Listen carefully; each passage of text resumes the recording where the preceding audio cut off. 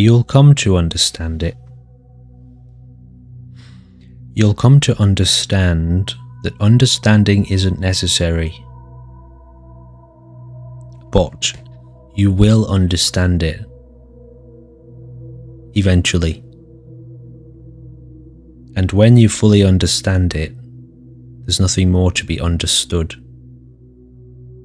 There's the happening of oneness unfolding, one life unfolding. So we learn to rest as the observer, That's the key, where we tend to aim people at that. This is a model of awakening we're talking about. Concepts are not reality. Understanding can only take place conceptually. You can't understand this cup. This cup can't understand itself.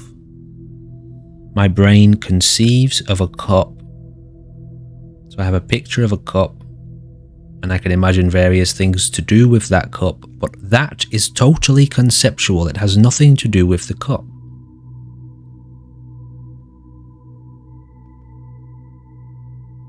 So my concepts are a separate, self-contained dimension. My conceptual understanding, to prove this, I could smash the cup and I could still go on thinking about it and talking about it. So my concepts are not connected. They are an independent dimension, if you want to call it that, and that dimension is totally illusory. It has no fundamental substance. If I step out of that conceptual, that line of thinking and that dimension of conceptual thinking, if I step out of there, the whole thing disappears. It doesn't exist by itself. And so the understanding of reality is an illusion. It can't be understood. Understanding has no reality. But, and here's the problem, as people with our current level of evolution of consciousness and the way that we govern our society, we impress upon ourselves that the intellect is very, very important, and that knowledge is very, very important, and that concepts are very, very important, and we share our concepts. We share knowledge, and we go seeking knowledge, and we write down all the information in books, etc., etc. And so what has happened to us as a collective is that this conceptual dimension has been sustained. We are keeping it alive unendingly. And so we think it's real.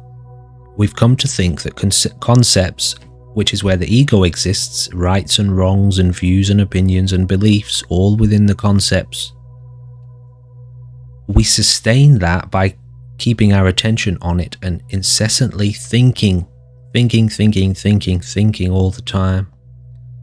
And so we think it's real. In that is our name, labels for things, our conditioning, our history, our culture. Our identity is all conceptual. And so meditation, or a very deep presence, is a remedy.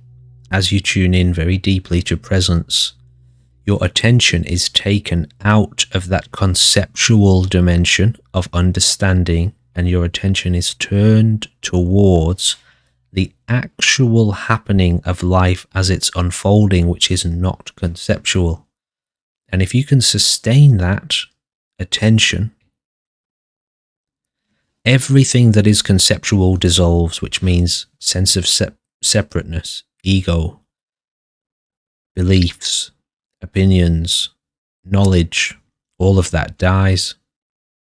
It all dissolves. And so the path of awakening is about stepping out of conceptual understanding and turning your attention towards the actual, real life as it's happening, which some people call God, because it communicates to you, and you are it. You are that. You are that force of life unfolding, and it's happening everywhere. It's happening everywhere, which is why when you go there, you feel connected to everything, because that's what you are deep down.